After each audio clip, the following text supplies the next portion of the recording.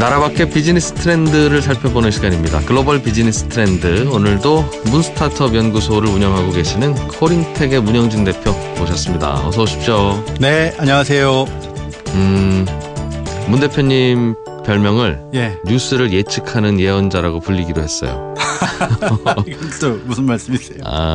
이게 이런저런 해외 미디어들이나 이런 데 전문지들에 나온 이야기들 주로 이제 거기서 인사이트를 받아서 예. 이런저런 콘텐츠를 만드시는 걸로 알고 있는데 네. 우리나라 매체에서 한 문 대표님 방송하고 나면 한 달쯤 지나면 네. 그 얘기가 막 이제 기사로 나오고 그래서 방송 들을 때는 네. 진짜 이런 일 벌어지는 거 맞아? 이런 네. 생각도 드는데 네. 고맙게 생각하고 있습니다. 아유, 감사합니다. 예. 우리 요즘 자동차 업계에서는 전기 자동차 얘기 빼놓으면 할 얘기가 없을 만큼 네. 뜨거운 이슈인데 전기로 자동차를 만들 수 있다면 전기로 배나 비행기도 만들 수 있을 거 아니냐.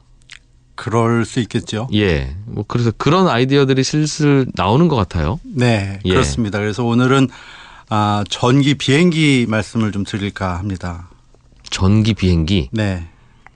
근데 진짜 나온다는 겁니까? 그게 예. 꿈같이 보이는데 실제로 일부 상용화도 됐고요. 큰 회사들은 스타트업과 손을 잡고 개발을 하고 있기도 합니다. 예. 그리고 우리가 잘 아는 로켓을 쏘아대는 그 미국의 나사도 한 8천억을 들여가지고 전기 비행기를 개발하는 프로젝트를 진행하고 있습니다. 예. 전기 자동차는 테슬라 같은 회사들이 만들고 있다고 들었는데, 네. 전기 비행기는 그럼 비행기 만들던 회사들이 만들어요? 예전부터 비행기 만들던 회사들이? 그러니까 테슬라처럼 금방 생긴 회사가 이렇게 확 크지는 못하고요. 네. 스타트업들이 뭐 에어버스라든가 보잉 혹은 항공사 jetblue와 손을 잡고 업의 특성상 작은 회사가 한 번에 할 수는 없으니까 네. 손을 잡고 같이 활동들을 하고 있습니다. 어떤 회사들이에요? 예를 들면? 큰 회사들 중에는 에어버스가 지멘스, 롤스로이스랑 손을 잡고 하고 있고요. 네. 그다음에 뒤에 말씀을 드리겠지만 작은 회사들 중에는 뭐 이비에이션 에어크래프트라든가 라이트 일렉트로닉이라는 우리 좀 생소한데 네. 그런 회사들이 또 활동들을 하고 있습니다. 비행기 만들던 회사들이네요? 그렇죠. 관련된 일들을 하는 회사들입니다. 다만 그럼 엔진을 빼고 네. 뭘로 씁니까? 그럼 전기면 모터? 그렇죠. 모터가 들어가는데 근데 예. 재밌는 게 있어요. 우리가 전기차를 볼 때 지금은 이제 순수 전기로 가는 차들 많이 보지만 그전에는 하이브리드라고 해서 지금도 많이 팔리고 있고요. 네. 가솔린 엔진에다가 전기 모터를 일부 같이 쓰는 것들이 있었거든요. 지금 전기차 중에도 있죠. 그렇죠. 예. 근데 비행기도 순수 전기 비행기로 가기 전 단계는 네. 하이브리드 비행기가 있을 것이다라는 얘기를 합니다. 전기 모터로도 가고. 네. 비행기는 엔진이 예를 들어 4개가 달려 있다면 3개는 제트 퓨얼 엔진이고 예. 하나는 전기 모터 엔진이 들어가 있는 식으로 섞여 있는 비행기가 될 것이다. 중간 형태로 이런 얘기도 합니다. 전기 비행기가 그럼 가능해지면 생각해 보니까 네. 전 전기차는 한번 타봤어요. 네. 그랬더니 가장 큰 특징은 엔진 소리가 안 들리니까 조용하죠. 이게 뭐 가는지 안 가는지도 모르겠고 네. 소음에 민감하신 분들은 참 좋겠더군요. 네. 예, 전기 비행기도 소음 들릴 일은 없을 거 아니겠어요. 특히 항공기는 모르겠습니다. 위에 창공에서 날고 있을 때는 우웅하는 소음이 그게 엔진 소음인지 네. 아니면 공기와 부딪혀서 나는 소음인지 네. 잘 모르겠는데 그게 중요한 사항입니다. 왜냐하면 공항에서 비행기가 이착륙을 할 때 주위에 있는 사람들을 생각해서 네. 소음 때문에 몇 시 이후에는 이륙을 못한다라든가 이런 규제들이 생깁니다.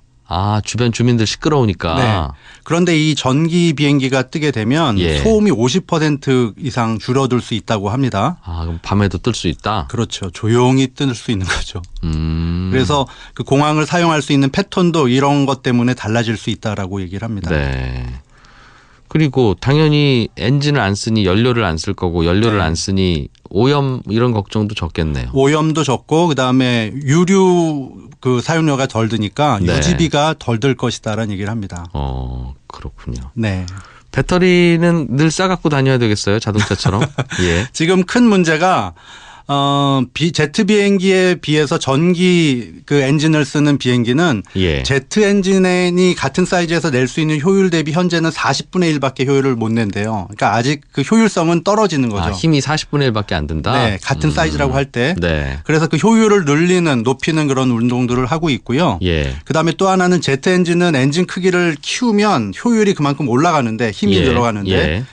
전기 엔진은 그만큼 사이즈를 키운다고 해서 효율이 또 그만큼 올라가는 것이 아니어서 모터를 그럼 여러 개 달아야 돼요? 여러 개 키우려면? 달고 있습니다. 나사에서 만드는 엔진 전기 비행기 같은 경우에도 엔진을 예. 뭐 8개, 12개 이렇게 조그마한 것들을 달아서 또 시험을 하고 있습니다. 야, 이거 그러면 상용화 될지 안 될지 고민을 좀 해봐야 되겠네요. 기술도 발전해서 많은 사람들 태우고도 힘있게 날아오를 수 있어야 되고 네. 또 그렇게 만들었을 때 비용도 적게 들어야 되는데 지금보다. 네. 비용은 좀 적게 들 가능성이 있어요? 그게 기술만 발전을 하면? 네, 현재 기준으로는 약 10% 정도 덜 든다고 하는데 예. 이게 생산량이 늘어나고 하면은 당연히 그 비용도 늘어날 것으로 보고 있고요.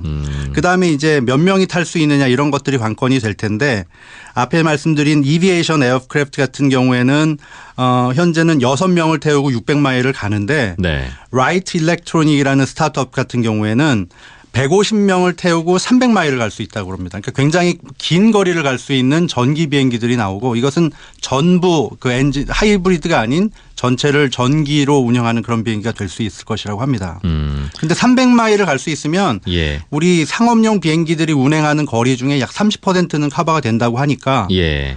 그 10년 뒤가 되면 굉장히 많은 변화들이 생길 수 있을 그렇겠네요. 것으로 예. 보여집니다. 기술이 어떻게 발전하는지 좀 지켜봐야 되겠어요. 네. 일단은 배터리 효율을 좀 늘려야 될 거고 똑같이 네. 전기차 발전하면 전기 비행기도 뒤에서 응원하겠네요. 조금만 더 해봐라 이러면서. 네. 아니, 우리가 하는 사이에 어느새 이 전기 비행기들이 많이 나올 수 있을 것이라고 보여집니다. 2명 타는 훈련기는 전기 비행기 쓴다는 게 네. 이게 뭐 전기 비행기가 좋아서 한번 타보려고 쓰겠어요. 이것도 기름값 계산하면 덜 드니까. 네. 2명까지는 이제 이겼으니까 전기 비행기가 네. 3명 이기고 10명 이기고 이제 하면 그렇죠. 이제 100명 넘는 것도 가능하다고 하니까요. 알겠습니다.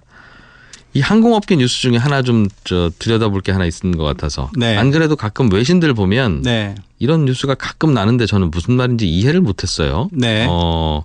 캐나다에 항공사가 있는데 항공사가 우리나라는 대한항공, 아시아나항공 이렇게 네. 승객들 태워 보내는 그런 항공사인데 네. 캐나다의 이 밤바르디아라고 하는 항공사가 네. 항공사를 에어버스가 인수한다고 해요. 그러니까 에어버스는 네. 비행기를 만드는 회사 아닙니까? 그렇죠. 항공 기체를. 제조사죠. 조금 전에 말씀드린 건 칼이나 아시아나처럼 손님을 태우는 항공 운항사고 예.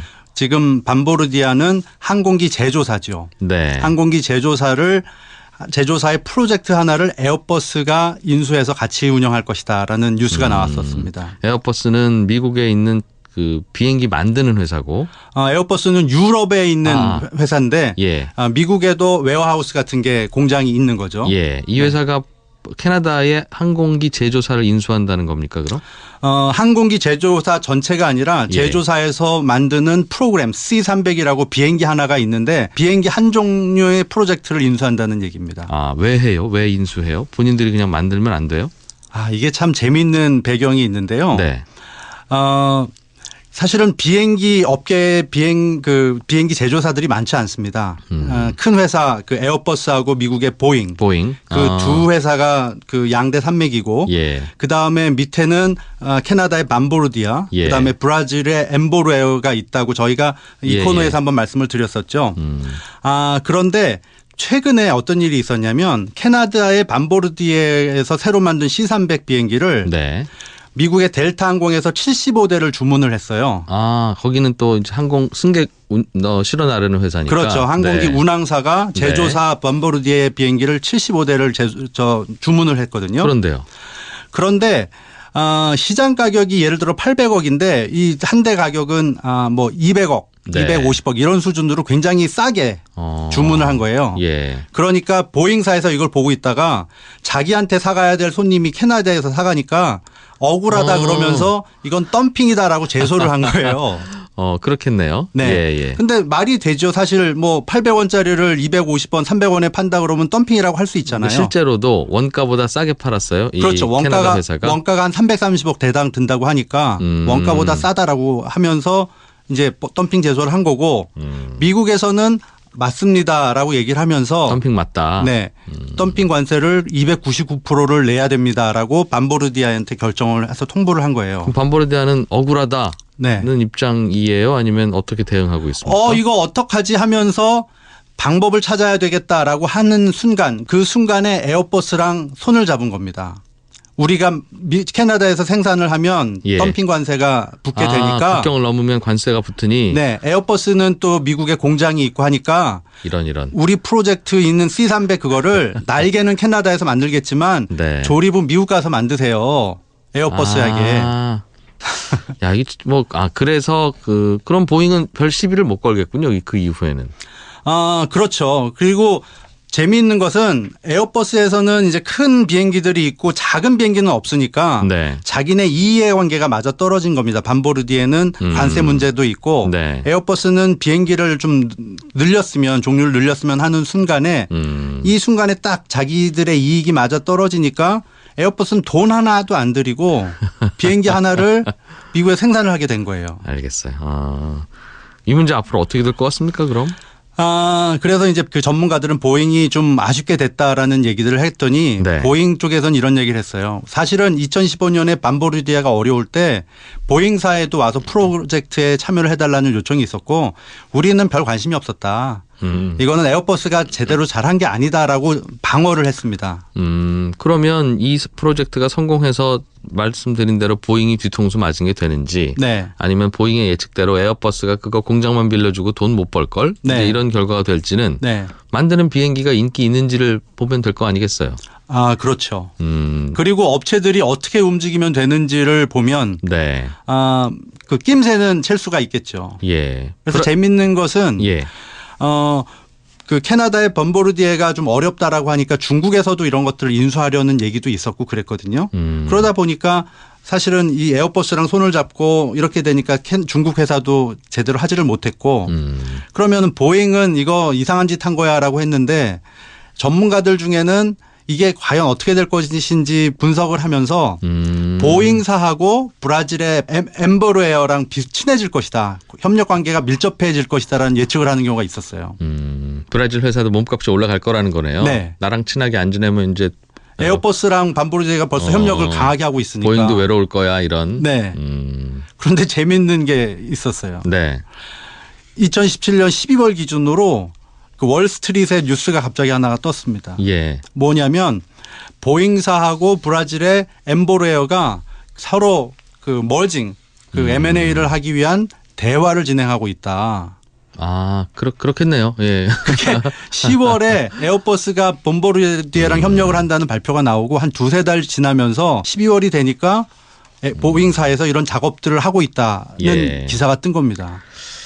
그러니까 역시 그 항공기 업계도 두 회사만 이렇게 있어도 네. 치열하게 경쟁을 하네요. 그렇죠. 그 뉴스가 나오고 엠보르에어의 그 시장 주가가 브라질하고 뉴욕에 상장이 돼 있는데 네. 뉴스가 나오고 20%씩 올랐습니다.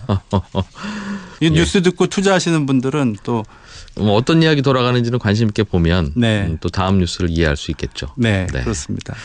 자, 오늘 문스타트업 연구소 문영진 소장과 함께 전기 비행기 이야기 그리고 항공업계에서 오가는 M&A를 둘러싼 여러 가지 이야기들 재미있게 들었습니다. 고맙습니다. 네, 감사합니다.